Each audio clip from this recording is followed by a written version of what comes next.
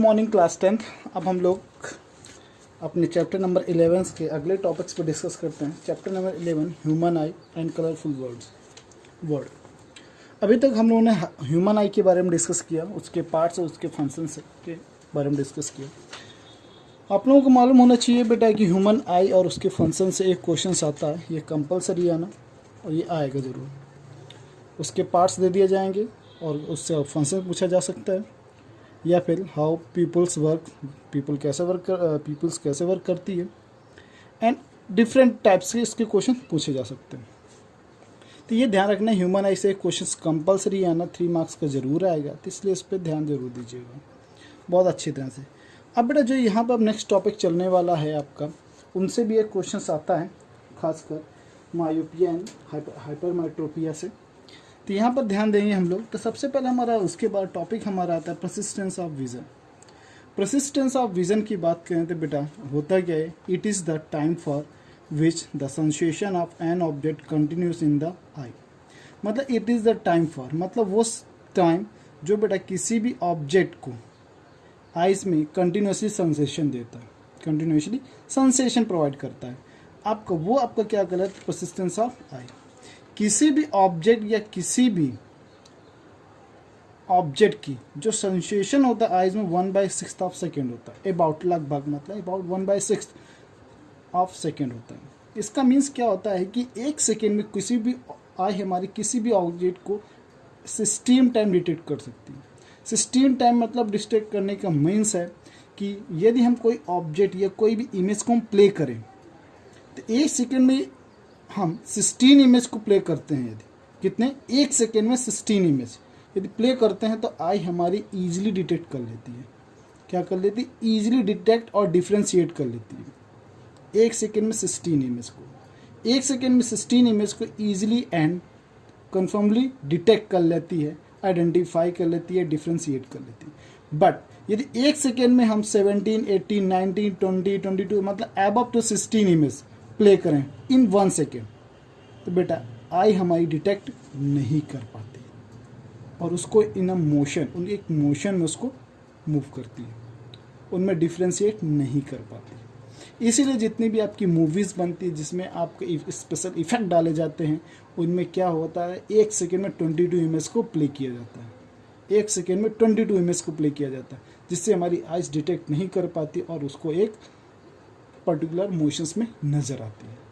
तो यही आपका परसिस्टेंस ऑफ विज़न होता है कि हमारी आई को जो विज़न होता है, देखने की जो क्षमता होती है, प्रोसेस करने की एक पावर होती है, वो आपकी 16 मतलब 1 सेकेंड में 16 इमेज को डिटेक्ट करने की होती है। इसकी एबव की इमेज को डिटेक्ट करने में उसको प्रॉब्लम्स क्रिएट होती हैं और ईजिली डिटेक्ट ही नहीं कर पाती, ईजिली छोड़िए बेटा, डिटेक्ट ही नहीं कर पाती। तो वही बेटा आपको यहाँ पर आता है, सिंपल सा इतना है। तो इससे बेटा ये ऐसा क्वेश्चन आता है कि 1 सेकेंड में आई कितने इमेज को डिटेक्ट कर सकती है, तो 16। तो इस तरह से क्वेश्चन इससे बनते हैं, बट ये इतना ज़्यादा इंपॉर्टेंट नहीं है, बट एक नॉलेजेबल के लिए बहुत है। फिर हमारा आ जाता है power accommodation. Power of accommodation का मीन्स होता है कि हमारी एबिलिटी, हमारी आइज की वो एबिलिटी जिसके थ्रू बेटा long distance and short distance की इमेज को ईजिली देख सके, वो पावर कि हम लॉन्ग डिस्टेंस की भी ऑब्जेक्ट को देख लेते हैं इजीली और शॉर्ट डिस्टेंस की भी ऑब्जेक्ट की इजीली देख लेते हैं। ये किसकी वजह से हो पाता है, पावर ऑफ एकोमोडेशंस की वजह से होता है। इसमें क्या होता है ये देख लेते हैं बेटा, the ability of the eye lens adjust its focal length accordingly as the distance is called power of accommodation. मतलब क्या है, एबिलिटी आई लेंस की वो एबिलिटी जो अपनी फोकल लेंथ को क्या कर लेता है, एडजस्ट कर लेता है। किसके अकॉर्डिंग, डिस्टेंस के अकॉर्डिंग। डिस्टेंस के अकॉर्डिंग जब आई लेंस अपनी फोकल लेंथ को एडजस्ट करता है, अपनी फोकल लेंथ को सेटअप करता है, उससे हम कहते हैं पावर एकोमोडेशंस कहते हैं। ये ध्यान रखेंगे, क्योंकि distance, short distance and long distance, 2 distance के ऑब्जेक्ट, मीडियम डिस्टेंस के ऑब्जेक्ट हम लोग देखते हैं, उसके अकॉर्डिंग हमारी फोकल लेंथ क्या होती है, एडजस्ट होती है आई लेंस की। सर ये कैसे हो सकता है बेटा, बिल्कुल हो सकता है, क्योंकि आई लेंस के बारे में हमने पढ़ा था, ये फ्लेक्सिबल होता है, क्रिस्टलाइन होता है, ये मसल्स का बना होता है। तो मसल्स की कोई भी ऑब्जेक्ट को हम स्ट्रेच या कॉन्ट्रैक्ट या रिलैक्स कर सकते हैं। ये कॉन्ट्रैक्शन और रिलैक्शन से उसके थ्रू बेटा आई लेंस अपनी जो फोकल लेंथ है उसको चेंज करता रहता है। कैसे करता है आगे अभी पढ़ेंगे हम लोग। इसे पावर एकोमोडेशन कहते हैं। जो पावर एकोमोडेशन डिपेंड अपॉन होता है स्लेरी मसल्स, स्लेरी मसल्स में ही कंप्लीटली डिपेंड होता है।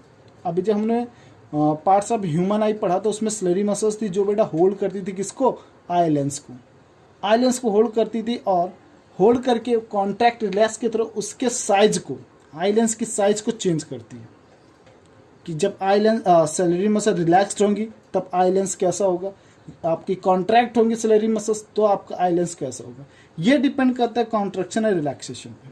कॉन्ट्रैक्शन और रिलैक्सेशन के थ्रू हम जब देखेंगे कि आपका किस तरह है वो आई लेंस हमारा कैसा होता है, क्या क्या इफेक्ट होता है, उसको हम डिफ्रेंशिएट करके समझते हैं।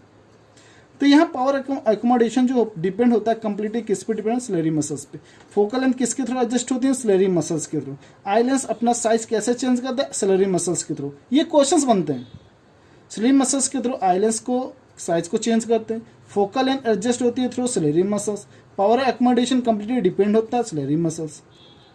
मतलब सारा जितना आपका distance, long distance, short distance, जितनी भी इमेज देखते हैं वो स्लेरी मसल्स का काम होता है। अब इसमें होता क्या है देख लेते हैं। फर्स्ट पॉइंट आप रिलैक्स स्लेरी मसल, यदि स्लेरी मसल्स क्या है रिलैक्स्ड तो क्या होगा, आई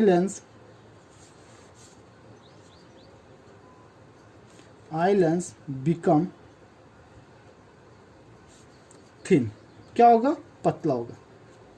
यदि रिलैक्स्ड है, स्लेरी मसल्स रिलैक्स्ड है तो आई लेंस कैसा होगा, थिन होगा। इफ अब बेटा यहीं पर आ जाए, बेटा इसका अपोजिट होगा तो इसमें क्या होगा, थिक होगा। आई लेंस बिकम थिक, इसमें आई लेंस कैसा होगा, थिक होगा। अब बेटा इसमें सेकेंड पॉइंट पे आ जाते हैं, फर्स्ट पॉइंट था इसका, अब इसका सेकेंड पॉइंट पे आ जाते हैं। क्या करें, इंक्रीज द फोकल लेंथ। ये क्या करता है, फोकल लेंथ को इंक्रीज करता है, इंक्रीज द फोकल लेंथ। जब रिलैक्स होती है स्लेरी मसल तो क्या होता है, इंक्रीज होता है फोकल लेंथ। ठीक, अब ये बेटा इसमें डिक्रीज, अपोजिट है, decrease the focal length.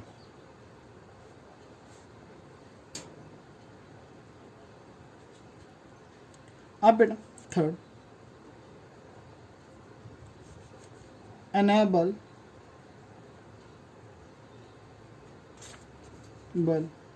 us to see, हमें देखने के लिए enable बनाती है distant object, मतलब distant object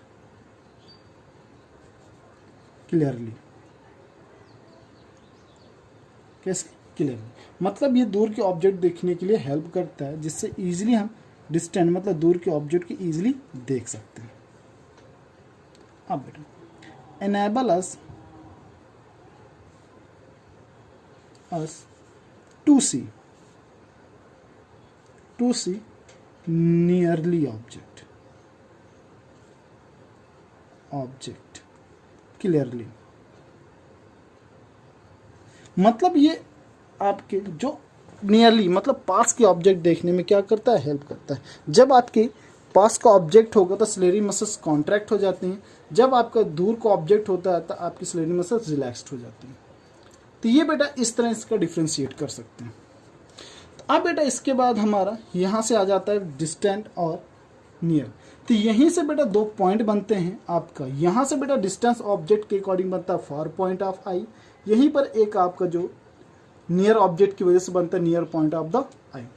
फार पॉइंट और नियर पॉइंट क्या होते हैं बेटा, इसके बारे में डिस्कस करते हैं। फार पॉइंट मीन्स होता है बेटा कि किस आई की वो डिस्टेंस, आई की देखने की वो डिस्टेंस जहां तक बेटा आई क्लियरली इमेज को फॉर्म कर सकते, वो मैक्सिमम डिस्टेंस जहां तक आई क्या कर सकती है, अपनी क्लियरली इमेज बना सकती है। और नियर पॉइंट का मीन्स होता है वो मिनिमम डिस्टेंस जहां तक आई अपने इमेज अपनी आईज में क्लियरली बना सके। ये आपके नियर पॉइंट फार पॉइंट होते हैं और इनको भी डिटेल में समझ लेते हैं होते कैसे हैं डिफिनेशंस के साथ। तो पहला है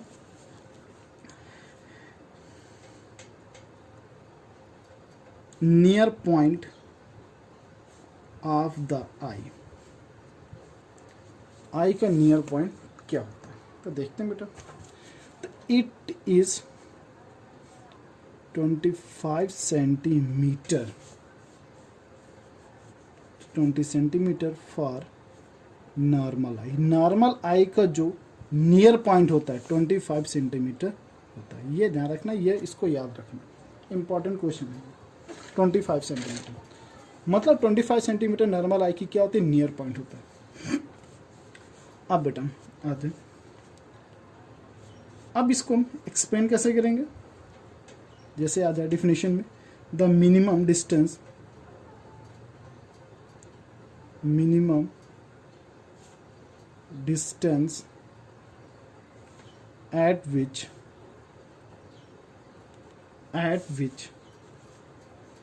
object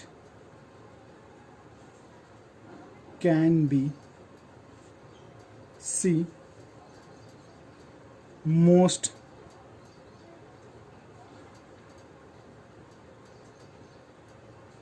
distantly without strain। मतलब वो मिनिमम डिस्टेंस जहां तक कि ऑब्जेक्ट को इजीली देख सके, आई हमारी इजीली देख से विदाउट स्ट्रेन, बिना किसी पेन के, बिना किसी डिस्टरबेंस की, बिना किसी डिस्टरबेंस की जब आई एक मिनिमम डिस्टेंस की इमेज को देख सकती है, उससे हम कहते हैं नियर पॉइंट। और नॉर्मल आई का जो नियर पॉइंट होता है 25 सेंटीमीटर होता है। 25 सेंटीमीटर के यदि हम पास में ले रहे हैं, 20 सेंटीमीटर में यदि कोई इमेज ऑब्जेक्ट रख दें, कितने सेंटीमीटर में, 20 सेंटीमीटर में ऑब्जेक्ट प्लेस कर दें, तो हमारे आइज उस ऑब्जेक्ट की इमेज फॉर्म तो करती है, ब्लर फॉर्म करेगी, और आपकी आइज में थोड़ा स्ट्रेन होगा, मतलब आपको स्ट्रेन होना स्टार्ट हुआ है, मतलब आपको पेन होना या आइज में डिफरेंट टाइप का पेन होगा, जिसकी वजह से आपको प्रॉब्लम क्रिएट होने लगती है, जैसे हेड पेन होने लगता है या फिर आइज पेन करने लगती है।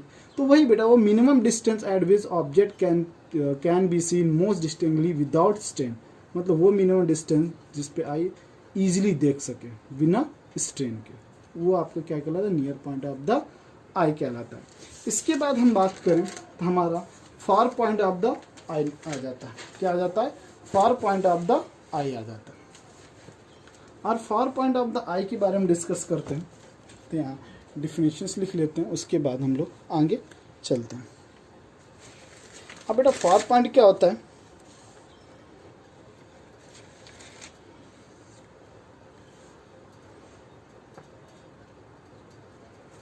फार पॉइंट ऑफ द आई।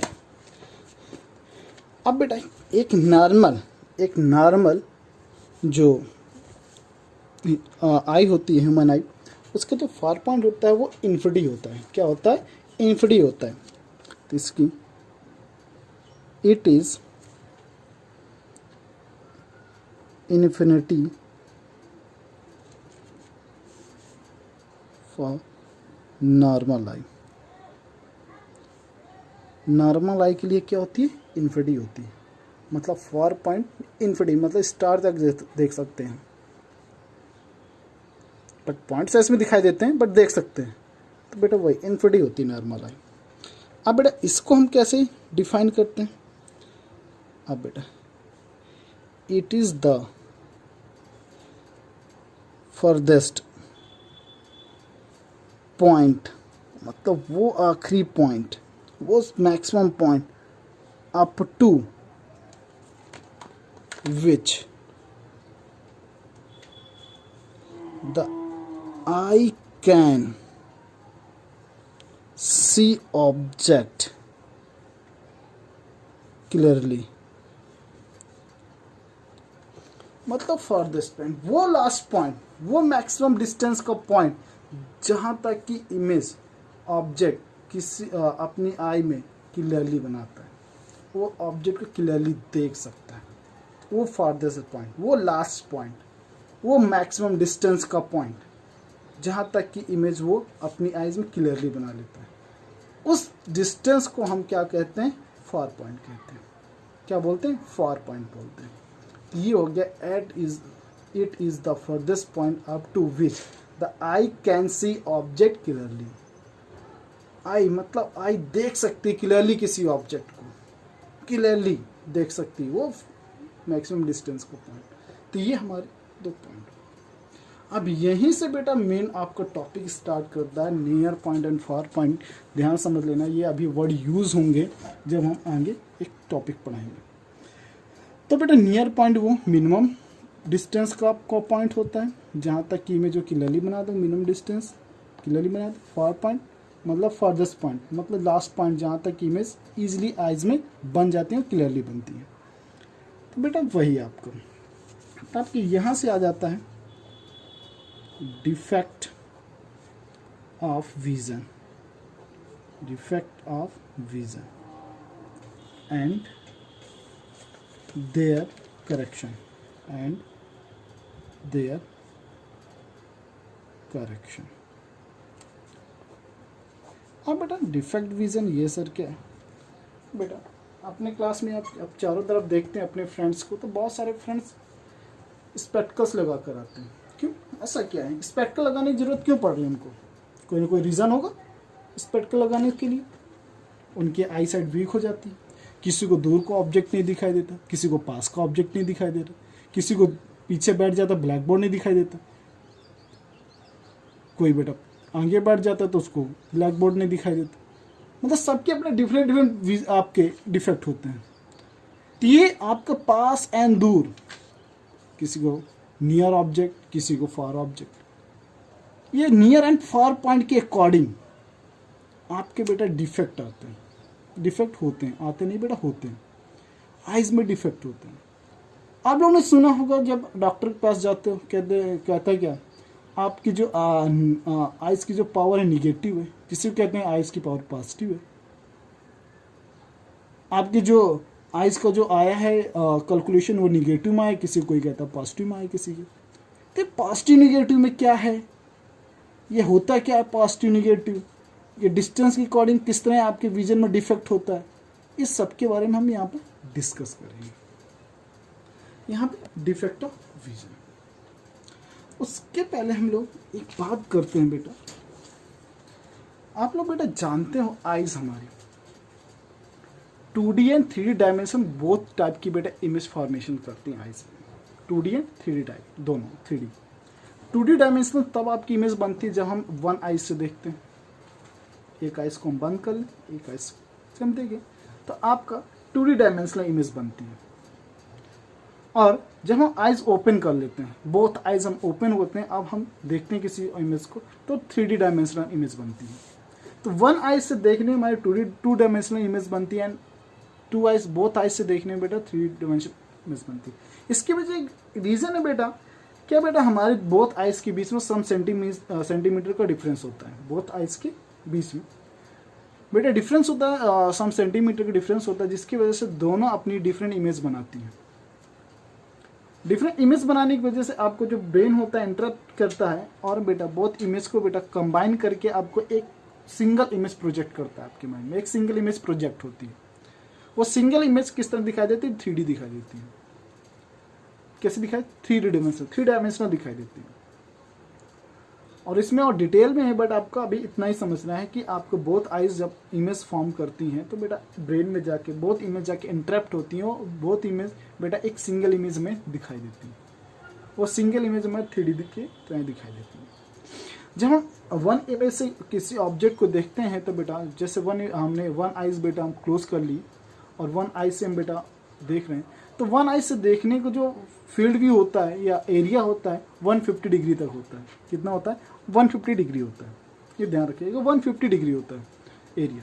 अब जब हम बोथ आइज से देखते हैं तो 180 डिग्री होता है एरिया। कितना, 180 डिग्री के एरिया को हम देख सकते हैं, 180 डिग्री डायमेंशनल एंगल्स में हम देख सकते हैं। बट वन आइज से हम 150 डिग्री एंगल तक देख सकते हैं। ये दोनों के डिफरेंस आता है, ये ध्यान रखना।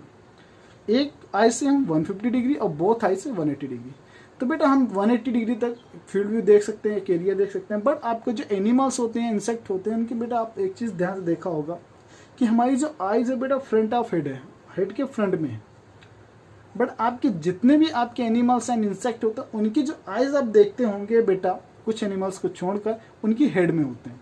आइज कहाँ पे होती हैं, हेड में होती हैं, बैक साइड ऑफ हेड होती हैं, ऊपर होती हैं, कंपाउंड आइज की तरह ऊपर होती हैं। तो जो उनका जो ऊपर होती है और उनके बीच में, बोथ आइज के बीच में मैक्सिमम काफ़ी डिस्टेंस होती है सेंटीमीटर्स में। अब बेटा वो उनका जो फील्ड व्यू बनता है, जो एंगल्स बनता है वो काफ़ी ज़्यादा बनता है, 270 डिग्री तक बनता है। वो आपके 270 डिग्री तक देख सकते हैं, 270 डिग्री एरिया तक वो कवर करके देख सकते हैं। तो ये आपका थोड़ा इसका था आइस के बारे में कि आपका किस तरह क्या होता है। तो ये 2D 3D डायमेंशनल इमेज आपका बेटा, यदि हम वन आई से देखें तो 2D डायमेंशनल इमेज बनती है, बोथ आई से देखते हैं 3D डायमेंशनल। वन आई से 150 डिग्री का एंगल बन के एरिया में देख सकते हैं, एंड बोथ आई से 180 डिग्री में। और इसीलिए बेटा आपका एनिमल्स की बेटा आपकी कंपाउंड आइज होती है बेटा, वो हेड में प्रेजेंट होती है, जिससे उनको देख सकते हैं। अब बेटा यहाँ पे defect of vision and their corrections, तो बेटा डिस्टेंस के अकॉर्डिंग होता है ये विजन, जो डिफेक्ट होता है डिस्टेंस की वजह से होता है। इसमें सबसे पहला आता है मायोपिया। कौन सा आता है? मायोपिया। इसको बोलते हैं नियर साइटनेस। क्या बोलते हैं? Near sightedness. क्या बोलते हैं? Near sightedness. ये नियर साइटनेस क्या है, इसको देखते हैं। एक्चुअली है बेटा, जो पर्सन मायोपिया से अभी समझ में आ जाएगा आपके दोस्तों को पास का दूर का क्या प्रॉब्लम, उसको मायोपिया क्या है। अब बेटा ध्यान से देखते हैं। अ person can see nearby object clearly. मतलब जो भी पर्सन पास की ऑब्जेक्ट क्लियरली देख लेता है, सीधे उसमें लिखा है नियर साइटनेस। क्या? Near sightedness. पास की मतलब पास की चीजें उसको दिखाई दे रही। A person can see nearby object clearly but can not see distant object clearly.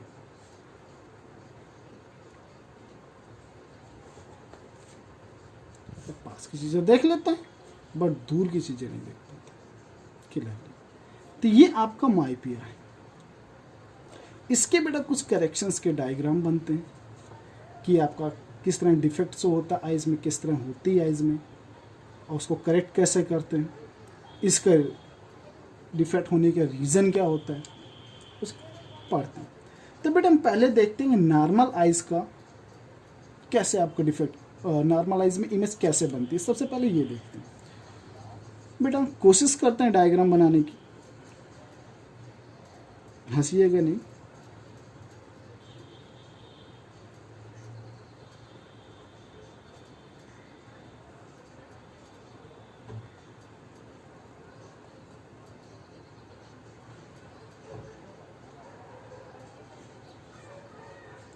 ये बेटा हमारे आइज का डायग्राम है। ये हमारा लेंस है। क्या हमारा लेंस है। ये हमारा लेंस है। अब बेटा ये आइज बन गई। अब बेटा यहाँ पर क्या होता है कि हमारी जो इंफ्रारेड से आता है, फार पॉइंट से आती है, वो कैसे आएगी? Parallel to principal axis parallel rays आती है। ये कुछ इस तरह रेज आती हैं पैरेलल। कैसे आती है? पैरेलल रेज आती है। बेटा पैरेलल आएंगी तो ये बेटा कहाँ इमेज बनाती हैं? जाके रेटिना पर। तो पास वाली होती हैं वो भी बेटा सेम एज नियर पॉइंट से ऐसे बना। ये बेटा आपका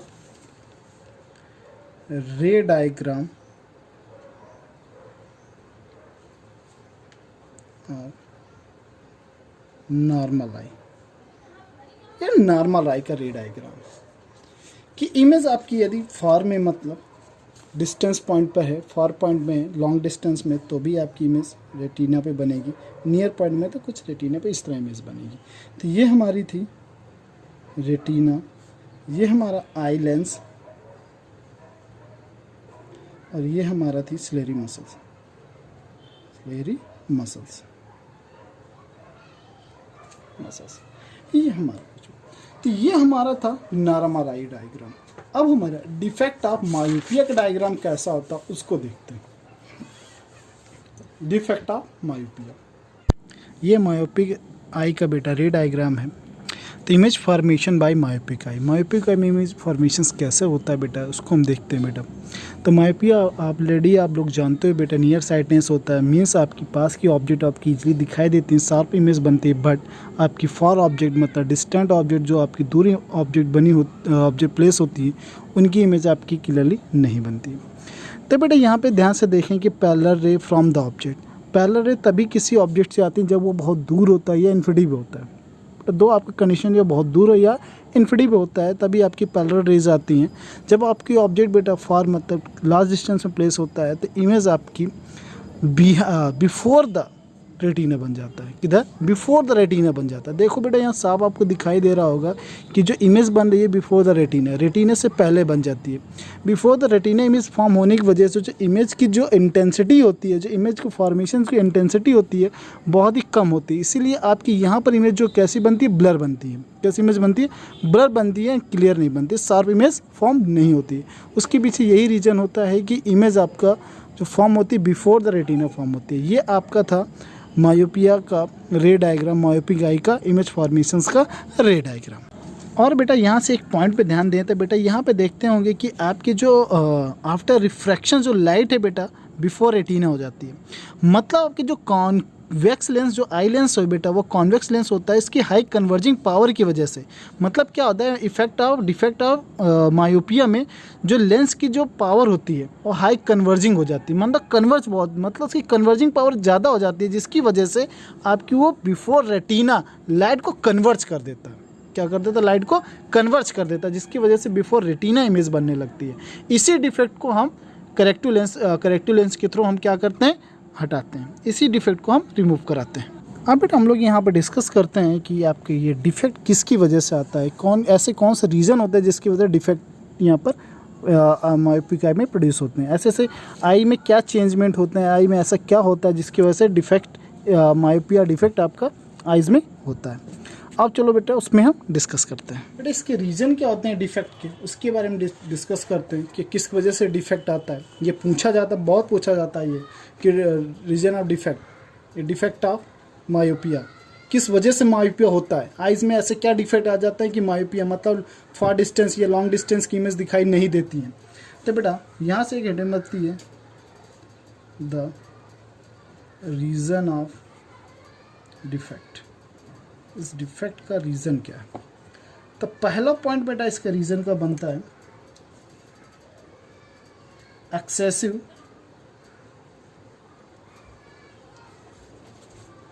कर्वेचर ऑफ आई लेंस। क्या होता है? आई लेंस मतलब जो आई लेंस का जो कर्वेचर होता है वो बढ़ जाता है। कर्वेचर क्या होता है? बढ़ जाता है। मीन्स इसका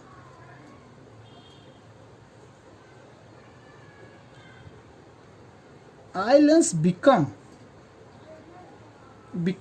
थिक। कैसा हो जाता है? मोटा हो जाता है आई लेंस क्या होता है? मोटा, थिक हो जाता है, बिकम थिक। बेटा दूसरा point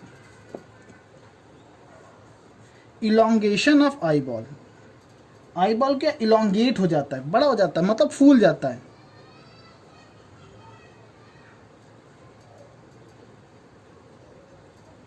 elongation of eye ball.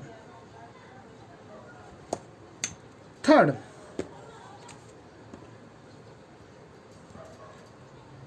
It's focal length decreases. इसकी फोकल लेंथ क्या हो जाती है? डिक्रीज होती है। It's focal length decreases. It's focal length decrease, इसकी फोकल लेंथ डिक्रीज हो जाती है। ये आपके तीन आपके क्या होते हैं? डिफेक्ट आपके होते हैं जिसकी वजह से आपका ये आता है। इस डिफेक्ट की वजह से आपके क्या बनता है बेटा? मायोपिया होता है। ये तीन, ये बहुत मोस्ट इंपॉर्टेंट है। ये क्या है? मोस्ट इंपॉर्टेंट, ये पूछे जाते हैं, बहुत पूछे जाते हैं, ये ध्यान रखना। डिफेक्ट इसके बाद आपका जो आता है वो आपका होता है करेक्शन। बेटा डिफेक्ट ऑफ विजन्स के बाद हमारा आ जाता है कि इस डिफेक्ट को कैसे करेक्ट करें। तो करेक्ट करने के लिए हम बेटा यहाँ पर आपका एक करेक्टिव लेंस यूज़ करते हैं, जो आपका लेंस होता है कॉनकेव लेंस। आप बेटा ध्यान से यहाँ पे देख रहे होगे बेटा, यहाँ कॉनकेव लेंस बना हुआ है। तो ये रे डायग्राम है करेक्शन ऑफ मायोपिया का।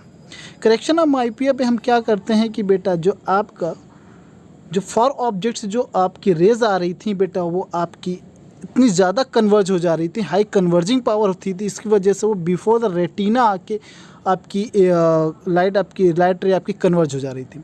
मीन्स इन लाइट को हमें डाइवर्ज कराना होगा, जिसकी वजह से आपकी जो आफ्टर रिफ्रैक्शन लाइट कहाँ ईजिली रीच कर पहुँच सकें, रेटिना पर। तो इसलिए यहाँ पर आपका डाइवर्जिंग लेंस का यूज़ करते हैं। जो डाइवर्जिंग लेंस होता है वो कौन सा होता है, कॉनकेव लेंस होता है। जो कॉनकेव लेंस होता है आपको डाइवर्ज कराता है लाइट को, तो इसलिए हम यहाँ पर करेक्टिव लेंस के रूप में कॉनकेव लेंस का यूज़ करते हैं, जो बेटा आपको लाइट को इतना ज़्यादा डाइवर्ज कर देता है कि आपका सुटेबल। इसीलिए आपको यहाँ पे एक वर्ड यूज़ किया जाता है कि यहाँ पर जो लेंस की जो पावर होती है एप्रोप्रिएट पावर होती है। एप्रोप्रिएट पावर की मतलब सुटेबल पावर होती है, जितनी पावर नीड होती है आई को उसको करेक्ट करने के लिए।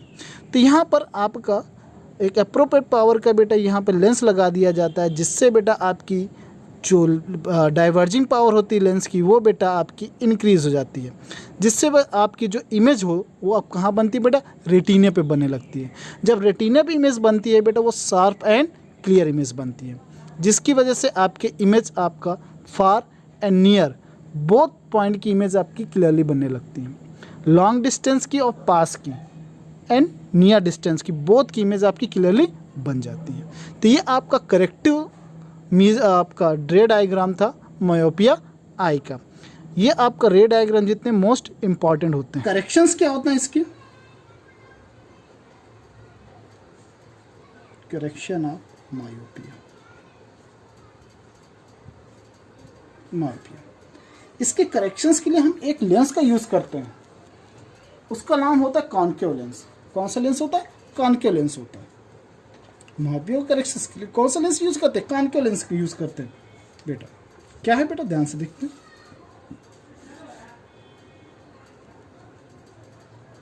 मायोपिया करेक्टेड बाय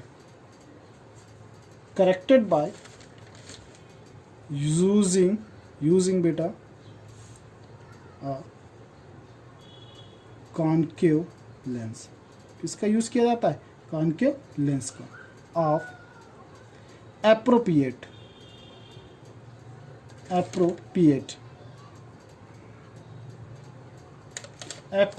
पावर, मतलब एक सुटेबल पावर पे। ऐसा नहीं कोई भी किसी की डाल दिया, वो आइस के डिफेक्ट मतलब आइस की पावर के अकॉर्डिंग डिपेंड करता है। और बेटा यहीं से ध्यान समझ लेना, माइनस एंड प्लस। बेटा कॉनकेव लेंस की जो फोकल लेंथ होती है किसमें होती है, निगेटिव होती है।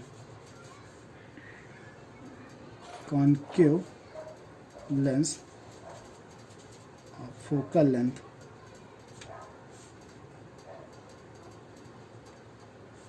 ऑलवेज निगेटिव, किसमें होती है, ऑलवेज निगेटिव होती है। तो इस पावर किससे बनते हैं, फोकल लेंथ से बनती है। पावर क्या होता है, रेसिप्रोकल ऑफ फोकल लेंथ। तो बेटा यहाँ पर पावर क्या हो जाएगी, power of concave lens always negative. इसलिए कहा जाता है कि आपकी जो पावर आई है किसमें आई है, निगेटिव में आई है। निगेटिव मतलब उसको कौन सा डिफेक्ट है, मायोपिया। कौन सा डिफेक्ट है, मायोपिया। ये ध्यान रखिएगा। यहाँ से जो पहले मैंने पॉइंट पर डिस्कस किए थे कि बेटा यहीं से आपका ये निगेटिव आता है, क्योंकि यहाँ पे करेक्शन से लिए कौन सा लेंस यूज़ किया जाता है, कॉनकेव लेंस। ये कॉनकेव लेंस की फोकल लेंथ ऑलवेज किसमें होती है, निगेटिव होती है। जब फोकल लेंथ निगेटिव तो इसकी पावर भी क्या होगी, निगेटिव होती है। जब पावर निगेटिव होगी, सिंपल सा।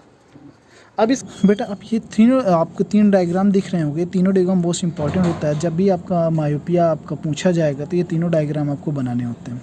आपके तीनों 4 पॉइंट ऑफ मायोपिक आई के अकॉर्डिंग आपकी इमेज कैसे बनेगी, मायोपिक आई का बेटा जो डायग्राम हो किस तरह बनेगा, and correction of for myopia उसके थ्रू आपका डायग्राम कैसे बनेगा। ये तीनों डायग्राम आपके पूछे जाते हैं जब भी आपका मायोपिया पूछा जाएगा। तो इसमें रे डायग्राम आपके बनाने के लिए आते हैं। तो ये आपका मोस्ट इम्पॉर्टेंट है, ये तीनों डायग्राम, इसको बहुत अच्छी तरह से आप लोग देख लीजिएगा, प्रैक्टिस करिए, बहुत इंपॉर्टेंट, मोस्ट इम्पॉर्टेंट डायग्राम है।